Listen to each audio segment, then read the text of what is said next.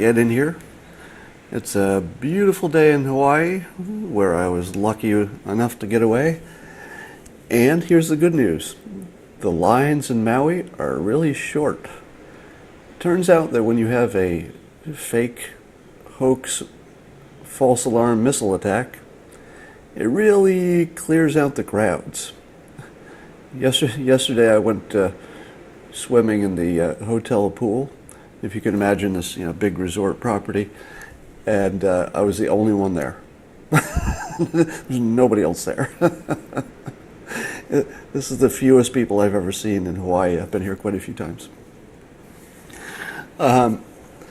So today, before I get to my main topic, some of you probably saw there was an article in which, or maybe you saw me tweet, that CNN finally got around to doing what I hoped they would do, which is ask the right question of the president. And I told you last week that when the president was asked directly, would your merit-based program allow people in from all countries, or would it exclude some shitholes, so to speak? And by the way, I say shithole with love, just because it's funny. I love the people from Haiti. I love the Africans, but we're just making a reference to the news. All right. So then CNN just tweeted that they did ask him, and his answer was, we want people from, quote, everywhere. Now, I told you last week that if it were true that he said in front of these several senators and other people who would obviously take the message to the rest of the world if it was outrageous, that they think he said something like we're banning certain countries like Haiti and African countries, and that they reported that that's what he said and that's what he meant.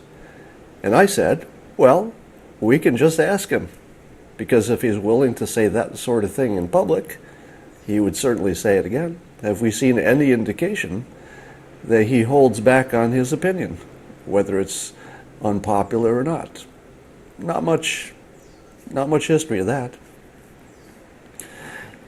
So I'm going to claim that as a correct prediction, in which I said when he was asked this week, would his merit-based system allow people in from everywhere, that he would say, yes, it's meant to allow the qualified people in from everywhere.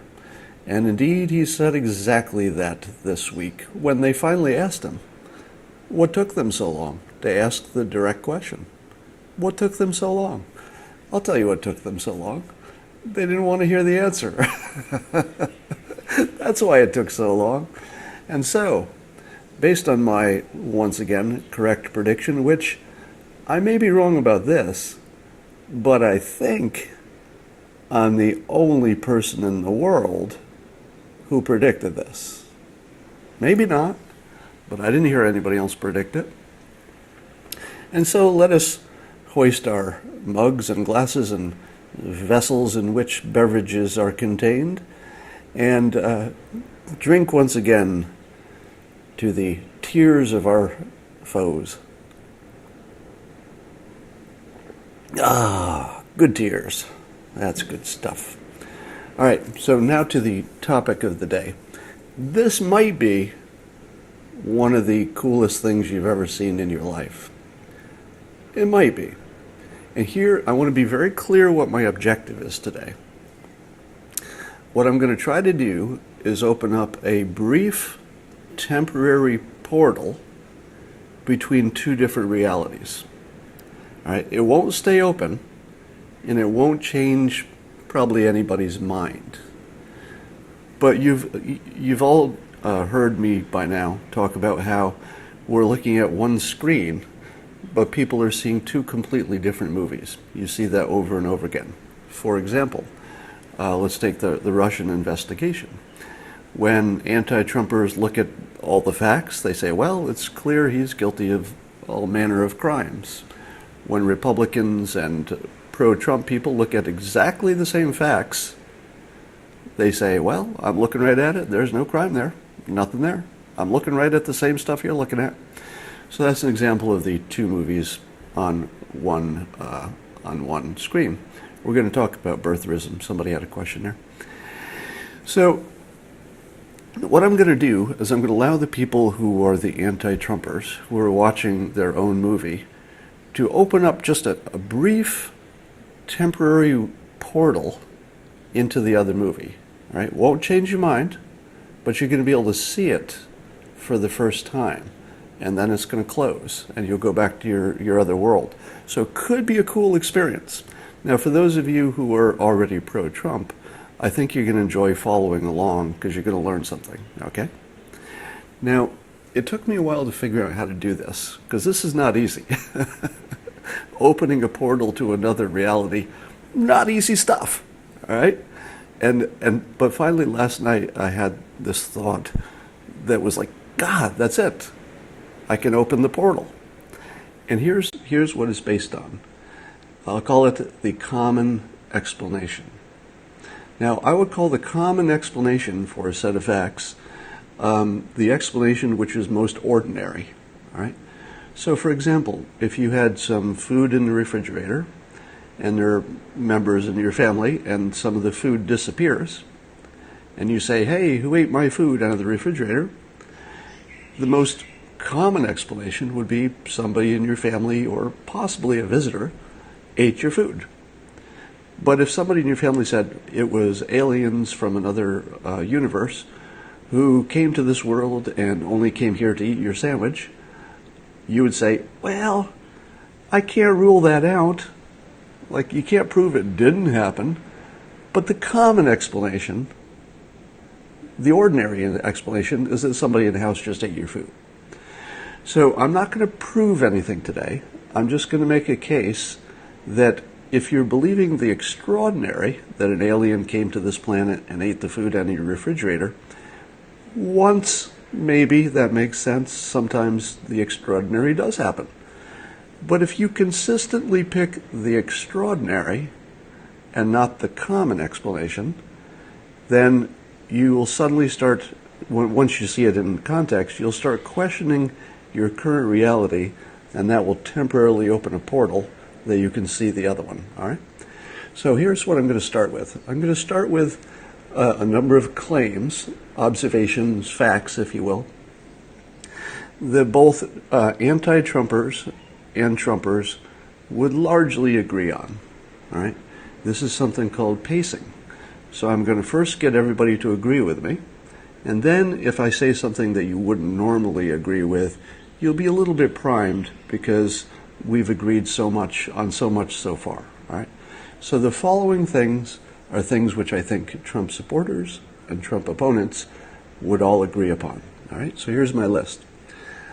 Number one, President Trump exaggerates everything all the time. Okay, nothing's everything all the time, but you know the point. Whenever he says he's done something good, it's not just good, it's the best it's ever been. Nothing has ever been so good, or nothing ever will be so good. It might be a world record. And when he's talking about things that are bad, or things that Obama did, or things his opponents have done, it's not just suboptimal. It's the worst that's ever happened. It's a disaster. The world is coming apart. So I think everybody would agree, pro and con, President Trump, that he exaggerates everything, all the time, if it matters, the stuff that matters. We would also agree that he has been offensive, rude, if you will, to women. He's said bad things about women that people interpret as sexist and rude and disrespectful. I think we all agree. We've all seen it, right? And it doesn't matter that you think it shouldn't be taken as rude. My only point here is that women regard it as rude. Many observers also regard it as rude. So it's just an observation. We can all agree on that. We can also say that he's said a number of things which various minority groups find deeply offensive, scary, and rude. Right? I don't need to give you the examples. We only need to point out whether or not they should feel like that is not part of the conversation. The fact is, we simply observe it. There are things he said that many different minorities take as very offensive. I think we could all agree on that. The next thing I think we all agree on is that he has been really rude and offensive to one other group, which is adult white men. For example, Senator McCain, very rude. 16 challengers in the Republican primaries, vicious. He insulted them personally. He insulted their looks, their everything. He was rude and offensive to all of them. So that's like 18 of them. He was rude and offensive to Senator Flake, Corker, Schumer. I'm pretty sure I could go on, but the list of adult white men who he has been offensive to is really long, a lot of them. So I think we would all agree that he's been offensive to women, he's been offensive to minorities, and he's been offensive consistently to adult white men. All right? And that part I think we all agree on. Let me keep going. He told us clearly and unambiguously when he was running for office that he was not going to respect political correctness, and that he would be politically incorrect. So that's what he told us he was offering, and I think we all agree that's what we're getting. He said he'd be politically incorrect. I don't think anybody can doubt that he is. Right? He gave us what he promised.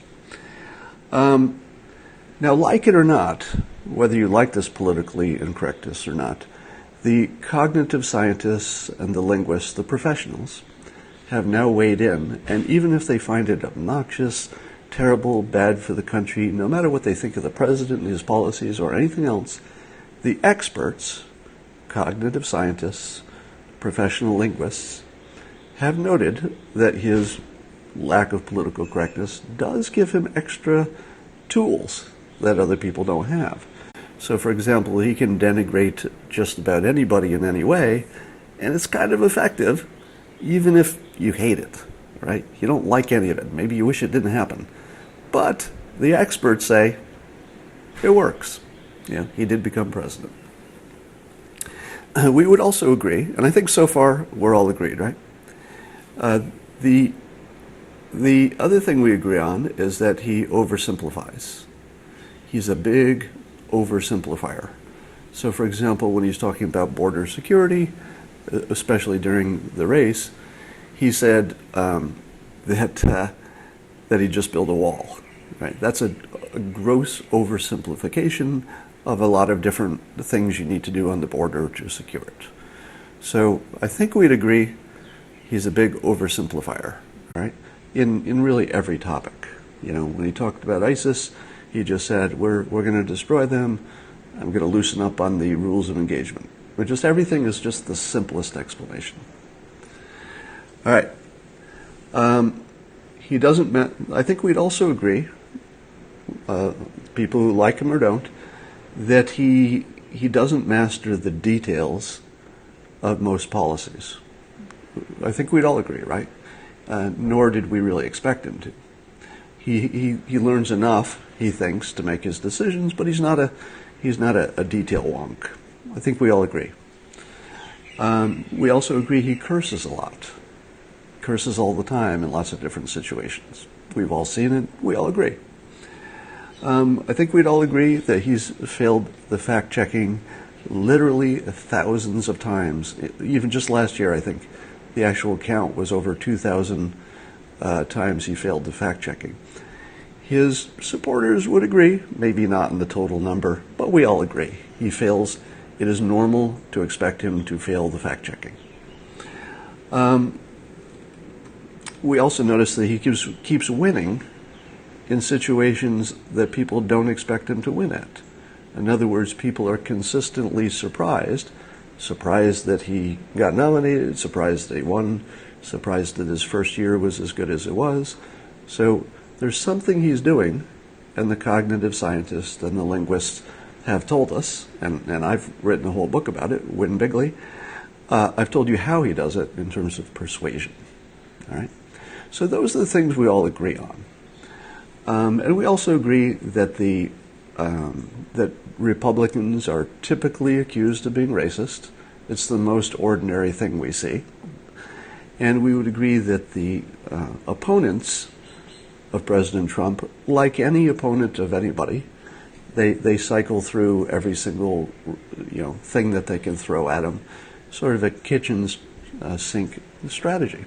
So these are the things we agree on, both sides. Not much. Let me just review them because I know that we had a problem with the feed, so I'll just quickly review what I said. These are the things both sides agree on. He exaggerates everything, pro and con. He's rude and offensive to minorities and women. He's rude and offensive to every adult white male who has ever crossed him. He is clear. He told us he'd be politically incorrect. Cognitive scientists say that his political correctness gives him some extra tools, and we see that it works. He oversimplifies everything. He doesn't master the details. He curses a lot. He fails the fact-checking all the time. And he keeps winning when it doesn't seem like he would. So far, we're on the same page. This is called pacing. Right? Pacing is where I agree with you so that it's easier for you to hear the next thing I say. Now I'm going to go through a few of the evidences that people give that say, my God, it's so clear that he's a racist because of this, this, this, and this. So I'm not going to mention all of them just because there's so many of them. But I'm going to take the biggest ones.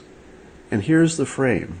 I'm going to give you the way the anti-Trumpers understand it when looking at the same set of facts. In other words, their movie. I'm going to explain it. And then I'm going to say, what would be the most ordinary, common, other explanation? I'm not going to tell you that's true. You don't even need to know what's true. So nothing about this is persuading you. Nothing about it is asking you to believe something you don't already believe. That's what's magic about it. I'm simply going to say, here's your explanation, and then here's what would be an alternative explanation that uses the more ordinary, common explanation for the same set of facts. One is extraordinary, one is ordinary. All right? Let's take the first one, the Obama birth certificate thing. Now, a lot of people say, well, that is the clearest evidence you could ever have that the president is a racist, because he kept saying that President Obama was not an American citizen, trying to delegitimize him, and it's worse because he's saying he might have been born in Africa. Right? Now, the extraordinary claim would be that a public figure who hoped someday to be president, and I think we all knew that that was the case, would make an overt racist statement as his entree into the world of politics. Now, it's possible, and again, I'm not telling you what's true. I'm just saying that that would be sort of an extraordinary event if somebody who did not have a history, at least in the last 20 years or so, of being a racist, just decided to come out as one. It wouldn't matter who it was. That would be an extraordinary event. Now let's compare it to another explanation of this birth certificate situation that's just ordinary. All right?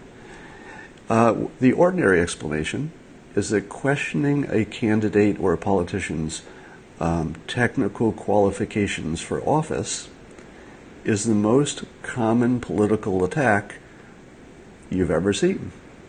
So, for example, you see it a lot with senators and congresspeople who are running for office. A common attack is, hey, you didn't really live in that district. Hey, Hillary Clinton, are you really a New Yorker, or are you just a carpetbagger who's pretending to be from New York? Most common political attack is that you're not technically qualified for the job you're running for because of your residence. What did President Trump say about Ted Cruz? He said, maybe you're Canadian. Same attack with a different person. Now the question you must ask yourself, given that explanation is completely ordinary, common, routine, historically common, is that more likely than that he decided to come out as a racist before running for president? Again, you don't have to accept which is true. I'm only making the case that one would be ordinary, common, even expected. Now let me put a cap on that discussion by saying this. If Hillary Clinton had any ambiguity about whether she had been born in the United States or Canada. I just use Canada because it's close. Again, if Hillary Clinton, if there had been any question about whether she'd been born in this country and was a citizen, or had been born in Canada and was a citizen there, would candidate Trump have ignored that because she is white? You see the portal start to open? There's just a little pinpoint now. All right? That was just one example. Let's look at another one. Let's talk about Charlottesville. The CNN type of look on that is that the President of the United States, and this would be extraordinary, came out on public TV and claimed allegiance and support for white nationalists who were marching and saying anti-Semitic things, anti-Jewish stuff, while his own daughter is converted to Judaism, while his closest advisors are Jewish, while his own grandchildren are Jewish, while he is the first president to signify or designate Jerusalem as the place we would put our embassy, while Israel is his best friend, while they're going to name a train station after him maybe, while Netanyahu loves him. That under all those conditions, he came on national TV and said, yeah, I'm with the guys who hate all of those people. Those are fine people, the people who hate my grandkids, the people who hate my closest advisors and friends for years, and the people who hate Israel who seems to love me for some strange reason that I can't understand. Now that would be extraordinary, right? And that's the way it's being reported. It's being reported as extraordinary, like, my God, the President of the United States just said white nationalists are very fine people. Now let's compare that extraordinary interpretation with what would look normal, ordinary, and just fit everything you know about life and the president, right? Here's a normal explanation, which you've already agreed to. Number one, the president does not always have a command of all the facts before he speaks. Does everybody agree with that? Because we agreed with that earlier, that he often speaks without having a command of all the facts. Now in Charlottesville, the event was around the existence of some Civil War statues, which he supports having. Personally, I don't. I'm on the other side with this. I think that they're just decorations. They're offensive. They should be gone. But that's just my opinion. I like you to know that just for context. All right. But he was saying, well, there are good people who just want to keep their historical context. The Civil War really happened. These were real people. That statue's been there for a long time. Let them keep their statues. So basically, he was saying something politically correct, or politically incorrect about statues, which I think is wrong, bad idea, but not unexpected. Now, under that scenario, would it have been natural to assume that there were some people who were just Republicans who were not racist, but they liked their statue? Personally, I think that's a little, there's a little gray area there. But I think there are lots of fine people who are Republicans. They might like free speech. They might not like tearing down the past. But they're not racist either. And they might hate the white nationalists as much as most of us do. All right? The white supremacists, not the white nationalists. And so what the most ordinary explanation for why he said there are some fine people is that he didn't have all the facts, the most ordinary thing we expect of this president, and he spoke without having all the facts, again, the most ordinary thing we expect, and he assumed that because it was an event around statues, that there was probably a variety of people there. There were some for, some against, and there were also a whole bunch of racists who got a lot of attention. What's the most ordinary explanation? That he came out in favor of white supremacists on TV while president? That would be really weird. Not impossible. Can't say it's impossible. Somebody's saying, stop linking white nationalism with white supremacists. So it was the white supremacists specifically at Charlottesville, so I'll take that correction, although I don't think that's quite the distinction you want it to be. So let's move to another one. How about the Judge Curiel situation, in which he said Judge Curiel is quote Mexican and therefore he might be biased. Do you think, as it's been reported, that the candidate Trump decided or actually believed that Judge Curiel was not a citizen of the United States? Do you think he believed that? Well, doesn't seem likely, but that's the story. Do you believe that the president thought that because somebody has Mexican heritage, that they're not qualified to be a judge? Well, that would be kind of extraordinary. Like, that would be super racist and really unusual to have something like that said, right? But that's what was reported. Really unusual. What would be the most common explanation that fits everything you know about the president? There would be another explanation for that same thing. Well, in the legal context, the first thing you do is you question the bias of all the jurors. That's just normal business. Where do you work? Have you ever had a crime like this? What do you think about people who are involved in this? That sort of thing. And you do the same thing with a judge, which is why there's such a thing as recusing. Because a judge who's associated in any way with the crime or the accusation should recuse themselves. So as a common, normal way to do a legal process, you always question the bias of the people who might be judging you, because at the very least, it will make them hesitant to go against you because it would prove the bias claim correct. All right.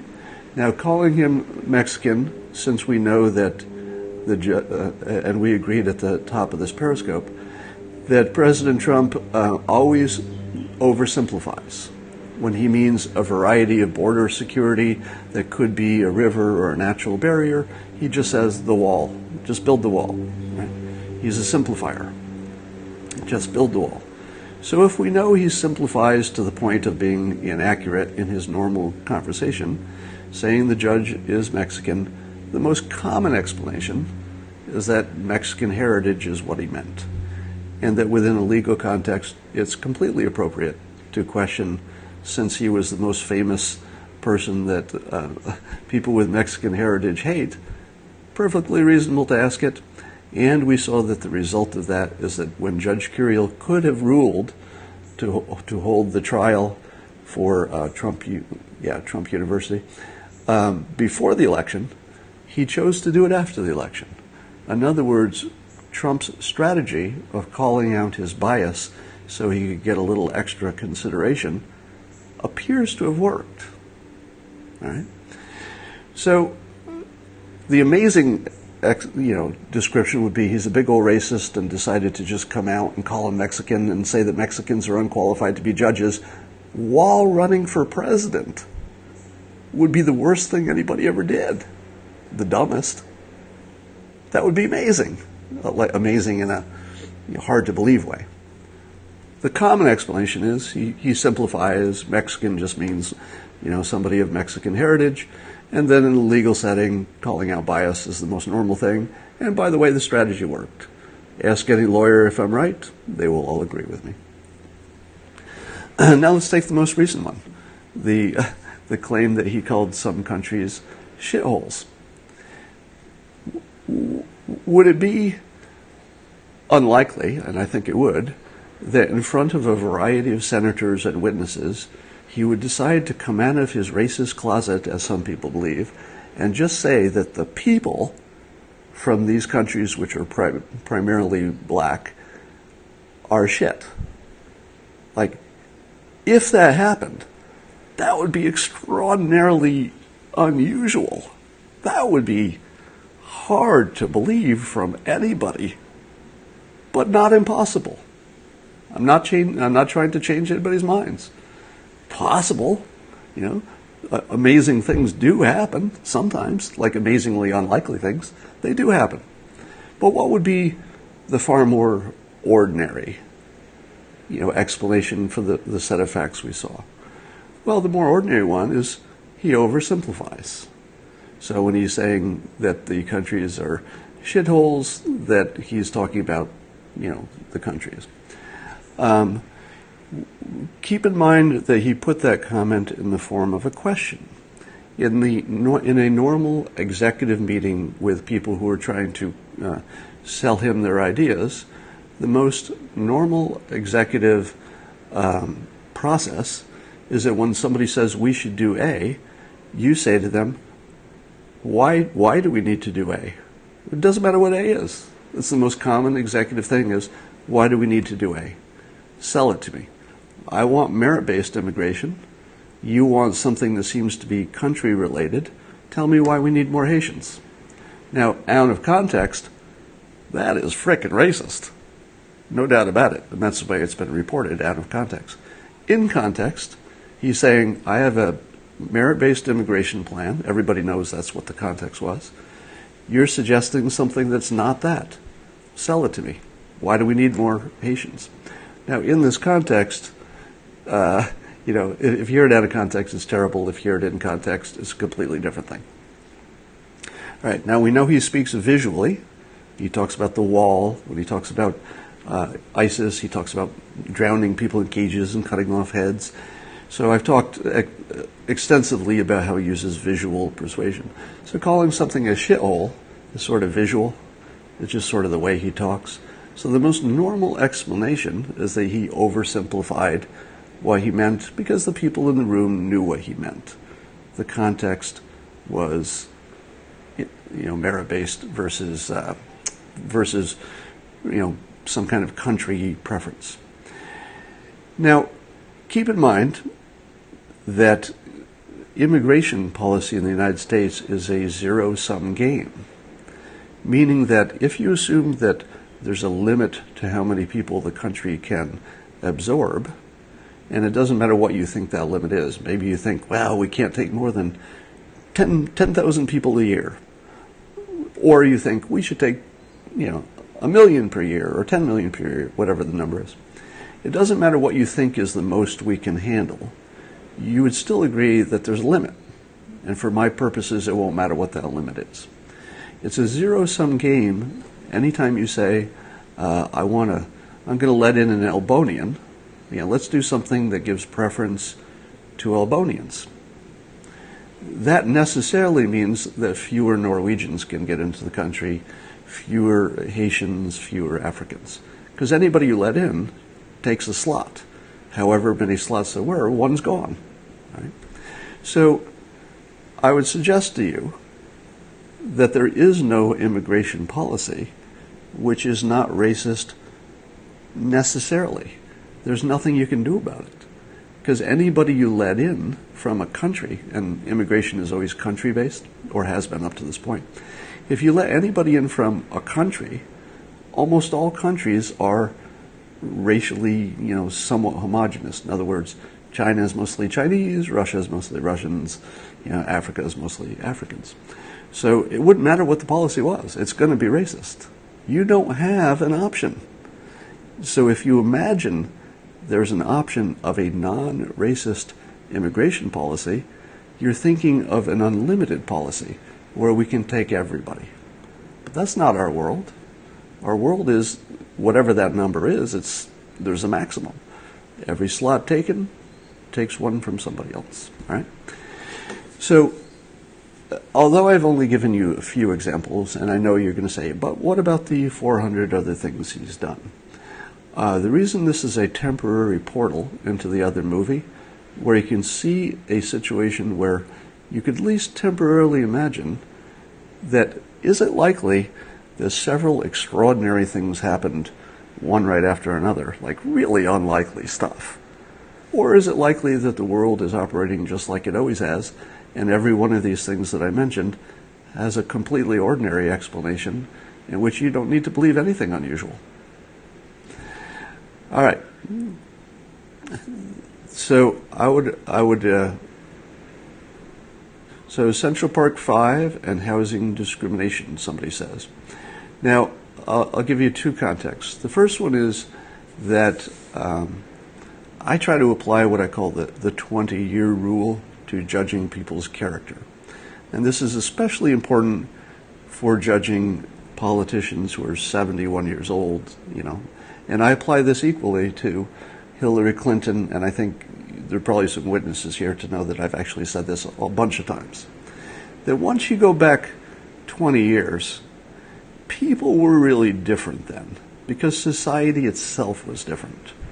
And so if you go back, let's say 200 years, you would see that the founding fathers were literally the worst racists ever. They had slaves. They actually owned people. All right. Now, some people give them a pass because, that's just the way things were back then. I don't. I say that's completely legitimate. If the country now recognizes how wrong that is in a way we didn't recognize it in the past, well, let's just revise things. But anyway, that's a separate topic. So my point is that in the 70s, the world was a big racist place, and we know that President Trump, even by his own admission, would do just about anything to make money if he thought he could get away with it. Right? He's going to bend rules, etc. In the context of the housing discrimination case, unfortunately, that was sort of a routine thing back then. And people did it not so much because they had a bad feeling about any minority group, whether or not they did. They may still have a bad feeling about a minority group. But the reason was financial. Right? So if you're saying, did the president make a decision which was good, he thought, for his financial situation, that was also discriminatory, the answer is yes.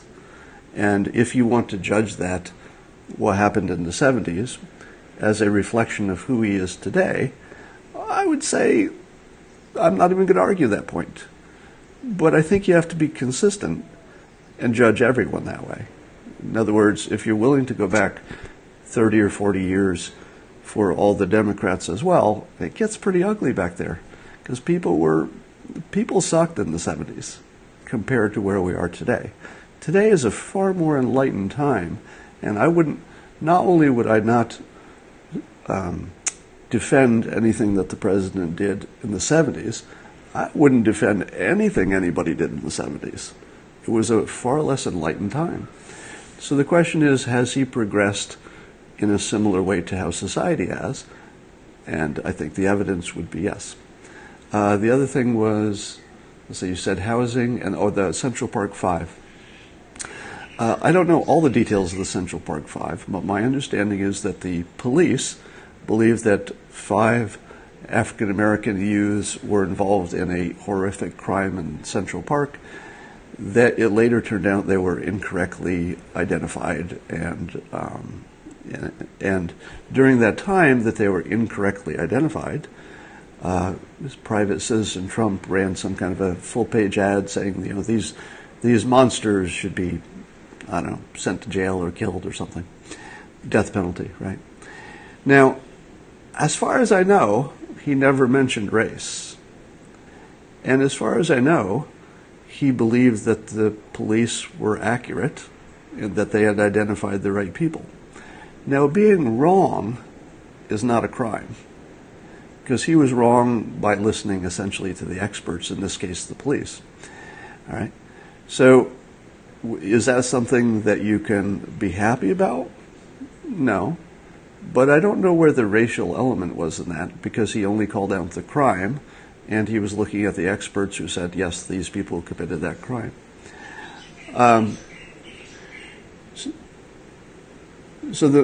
You're a putz.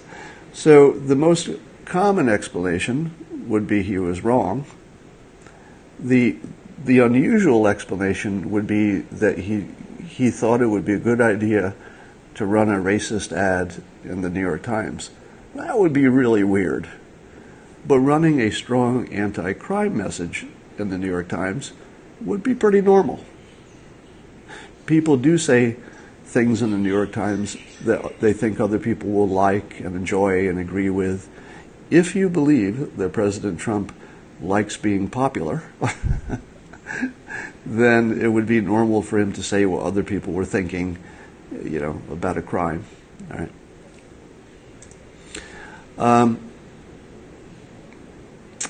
So I think you can see that this standard that I'm presenting can help open a little portal to the other movie. And the technique is to say what would be the unusual, very unlikely situation, and what would be the completely normal explanation for the same set of facts.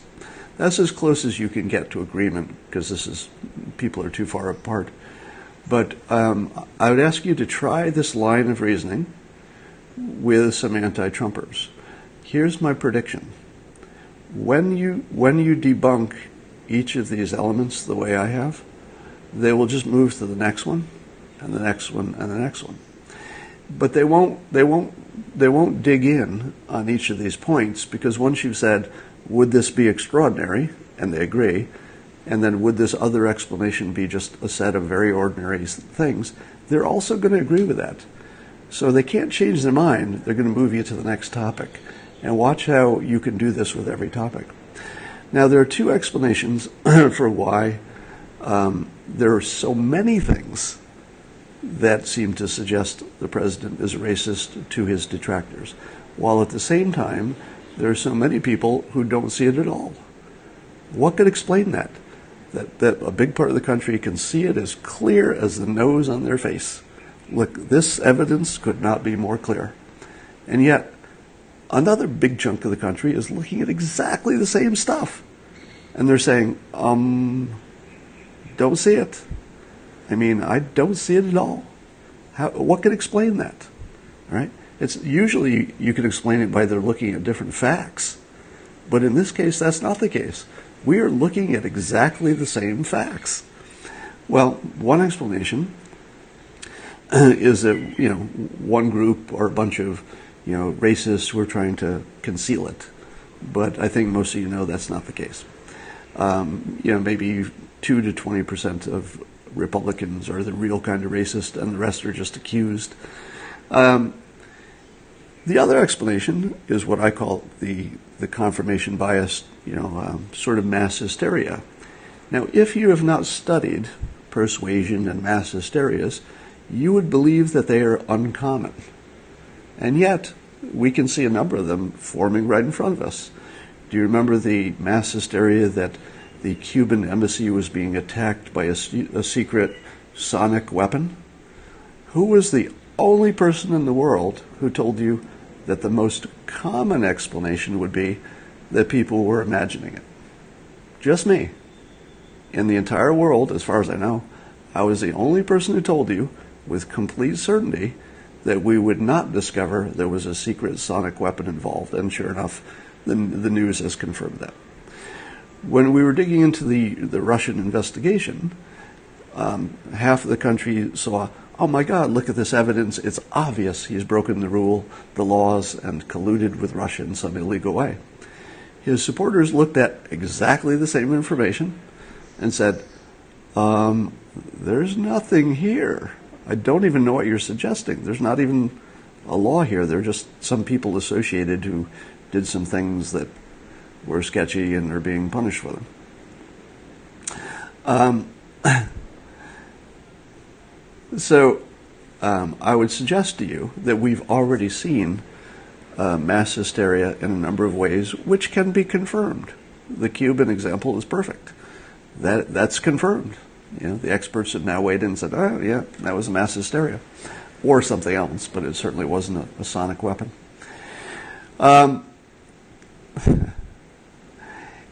So, explain the Beatles hysteria. So I suggest that the most common, ordinary, simple explanation for why President Trump appears to be a racist, and it appears to be that there's a massive amount of evidence for it, is mass hysteria.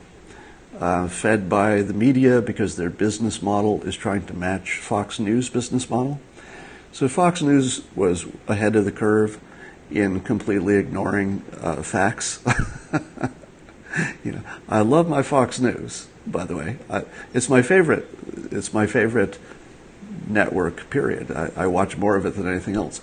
But let's not kid ourselves. their business model is not about the facts. Their business model is about serving the people who watch the network, shading things in their direction.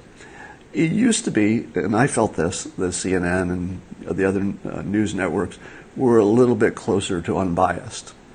But I think they've seen Fox News' business model be very profitable, and now that President Trump is in office, it's obvious that that they're chasing the ratings, and they've just become, propaganda / mass hysteria shit stirrers. So somebody was challenging me on Twitter earlier today, saying, wouldn't you say Fox News is the propaganda one compared to the other ones that are accurate? And I would say, 2 years ago, I would have agreed with that. But it's obvious now that Fox News had the better business model by far. They have the biggest audience, make the most money. And CNN and the rest of them have imitated it because we live in a capitalist world, and it had to happen. There was no way that the other networks were going to ignore this money-making opportunity of a business model that works so well, when the alternative was a business model that doesn't work at all. Who right now is reporting the news objectively? Nobody, because there's no business model. You can't support that kind of news. There's just no business model for that. Do you know I do this without getting paid? And I try to give you the best objective take on it that I can. It's because there's no money involved. The moment I get paid for this, I'm not going to be objective a bit. I'm going to say, who's paying me? How do I make them happy? Period. I would love to tell you that I'm the one person who would ignore huge financial incentives, but I can't. Can't tell you that. And also because I love you, as somebody said. That is also true. Actually, that is true. I do actually love doing this, and I can honestly say I love the people who stick with me on this stuff. Doesn't this serve as a marketing vehicle for my books? Well, in only that one narrow sense that I wrote one book about these topics that did not sell very well because 60% of the country thinks I'm a racist just for writing it. So no, it's not a good business model, but it was the best I could do given what I had to work with. All right. Now, is there anybody who heard my description of anybody heard my description of how to frame this as the spectacular, unusual, weird explanation of events that would be highly unlikely versus the common explanation? Is anybody seeing this differently based on this periscope? So somebody said, I opened their eyes. I'm getting thumbs up. So, but was anybody seeing something that they hadn't seen before? All right. If you're seeing, oh good, I'm getting lots of thumbs up and yeses here. So if you saw the world in a slightly different way because of how I just framed it, that's what I was trying to do. That's that temporary portal from one movie to the other. And the thing that allowed me to do this today when I couldn't do it last week is that I had predicted so accurately that the president would confirm that merit-based means taking people from everywhere, which is non-racist. Well, of course, any immigration policy has the outcome of being racist, not necessarily the intention. And now that he came out and said, yes, I meant everywhere, that gave me the freedom to be able to open the portal.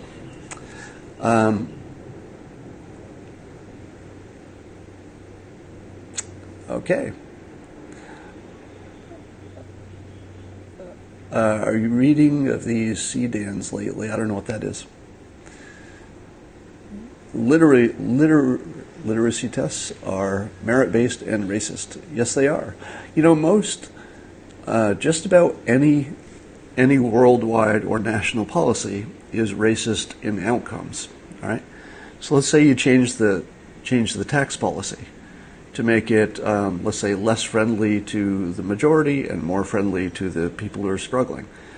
Well, that has a racial outcome. because there are more rich white people. So you're taking from white people, giving it to brown people. I'm not saying that's good or bad. I'm just saying that there is no such thing as a big policy that doesn't affect one race more than the other. You can't get there. You can't have a war with another country without killing mostly one kind of person. All right? You know, the Vietnam War, we exclusively killed Asians. That's it. We only killed Asians. It's pretty racist. Okay? If we have a war with North Korea, more Asians. All right? If you have a merit-based immigration system, more Asians. In this case, in a positive sense, because they'd be coming to the country as opposed to us killing them. But there's no such thing as any kind of these big policies that don't favor a race accidentally, because countries are mostly the same race. Until that changes, every big policy has a substantial racial component.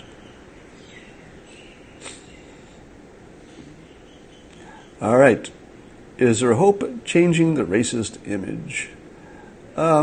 Yes. Let me give you some insight that I got from, I think this was from Cedric Muhammad. And other people have mentioned this, but he was talking to me the other day about it. And he said, if you looked at hip-hop lyrics, the name Donald Trump was one of the most common names to come up. And the reason was that people sort of liked his baller mentality, his success, you know, his plain-spoken way. So there is, I believe, within the black community in the United States, a sort of a, maybe, there's a bit of a positive thought about him that wants to come out. And the longer he goes, raising, you know, black employment levels to the highest levels they've been, apparently his popularity in the black community has doubled, you know, from a very low base, and that's not that big a deal, but it's doubled since he came into office. And the longer he talks about immigration control is for the purpose of Team America, and guess who's on Team America? Every black person in America, every brown person, every Asian, everybody. Like the entire point of what he's doing is to favor black American people compared to people from other countries. That's the point. And if he is consistent to his point and continues doing things that are on point, it's just going to get harder to ignore that he's not only not discriminating against black people in America, he is discriminating for them. All right? He is intentionally discriminating for the benefit of, you know, every minority and poor person, but black people are in the biggest hole, so they get the, you know, disproportionate gain of any improvement on that segment of the population. All right, that's enough for today. I'm going to go enjoy the day. I hope this was useful, and if you liked it, tweet it around. And I love you all. One more sip, simultaneous sip. You've got a moment. Come on, come on, come on. Grab your beverage. The tears are